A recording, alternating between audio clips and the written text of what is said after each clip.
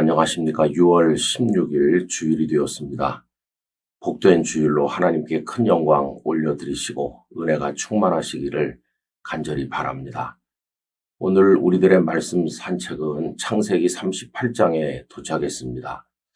37장부터 요셉의 이야기가 시작이 돼서 창세기 마지막 50장까지 이어집니다. 그런데 중간에 38장에는 요셉의 형인 유다가 며느리 다말을 통해서 아들들을 낳는 좀 이상한 이야기가 기록되어 있습니다. 오늘은 38장에서 29절을 읽도록 하겠습니다. 그 손을 도로 들이며 그의 아우가 나오는지라 산파가 이르되 내가 어찌하여 터뜨리고 나오느냐 하였으므로 그 이름을 베레스라 불렀고. 아멘.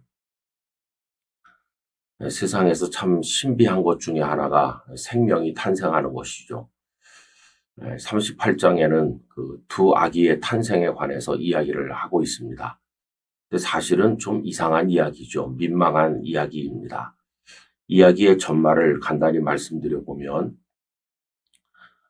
유다는 야곱의 네 번째 아들입니다. 그런데 유다에게는 아들이 셋이 있었죠. 그래서 이제 며느리를 맞이했는데 그 며느리가 다말입니다. 근데 그 큰아들이 하나님 보시기에 악해서 죽었어요. 그래서 그 당시에 형이 죽으면 동생이 형수와 결혼해서 형의 뒤를 잇게 만드는 그런 제도가 있지 않았습니까? 그래서 유다는 그 동생을 형수와 결혼하게 했습니다. 그런데 그 동생도 하나님 앞에 악했기 때문에 죽게 됐어요. 그리고 이제 셋째가 남았는데 유다가 겁이 나는 겁니다.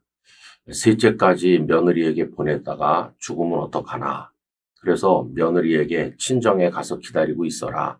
이 셋째가 성장하면 연락하겠다라고 했습니다.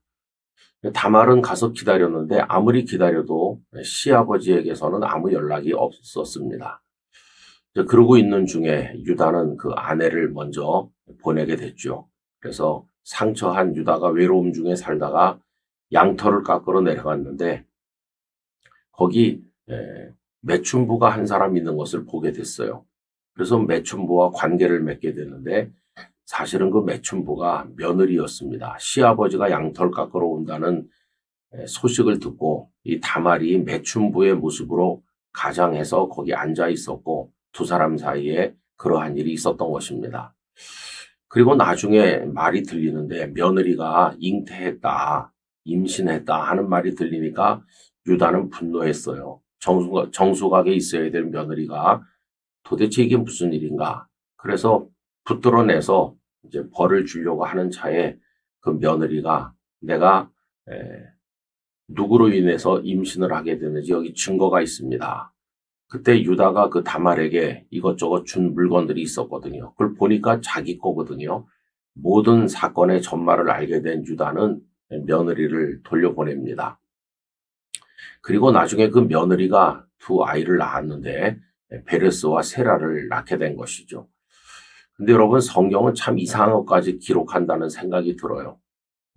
이 시아버지 유다가 며느리를 통해 아이를 낳는 민망한 이야기를 가감없이 기록했을 뿐만 아니라 또 며느리 다말이 아기를 낳을 때 보니까 쌍둥이인데 그 아기들이 태어나는 과정도 자세하게 묘사하는 걸 볼 수 있습니다.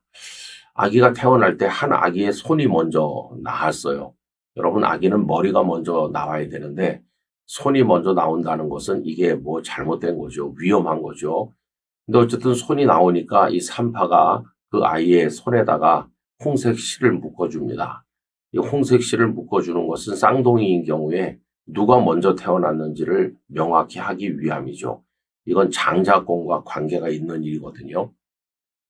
그런데 그 손이 먼저 나왔던 아기는 다시 들어가고 다른 아기가 먼저 태어난 겁니다. 그 동안에 잘못되었던 이 아기가 바로 돼서 손만 나왔던 아기도 나중에 정상적으로 태어나게 돼요. 근데 그때 뒤바뀐 게 있는 거죠. 손이 먼저 나온 아기가 태어났다면 형이 될 것이고 나중 아기가 동생이 될 건데 이게 바뀌면서 나중 아기가 먼저 태어나다 보니까 동생이 되었을 아기가 형이 된 겁니다. 형과 동생이 뒤바뀌게 된 거죠. 여러분 성경은 참 이상한 것까지 기록한다고 그랬는데 이렇게 탄생의 이야기까지 기록한 이유는 뭘까요? 그것은 하나님의 손 안에서 이루어지는 일의 신비를 우리가 가늠할 수 없다는 걸 알려주는 겁니다. 형인 줄 알았던 아기가 동생이 되고 동생인 줄 알았던 아기는 형이 되는 거예요. 그래서 장자권이 그 순간으로 뒤바뀌는 것을 볼 수 있습니다. 여러분, 예수님께서 먼저 된 자가 나중되고 나중된 자가 먼저 된다 하는 말씀을 하셨잖아요.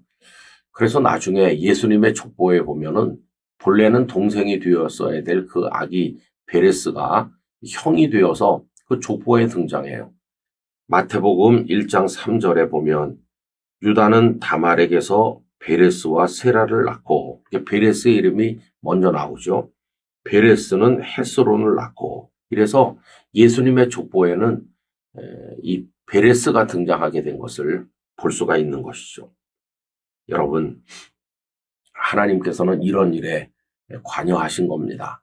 그래서 요셉도 12아들 중에 11번째에 불과했지만은 그를 앞세우신 하나님이시고, 다윗도 형제들 중에 막내였지만은 그를 이스라엘의 왕으로 세우시고, 하나님께서는 그 모든 삶의 과정 속에 출생부터 그의 삶의 과정까지 이끌어 가시는 분이신 것을 알려주고 있는 것입니다.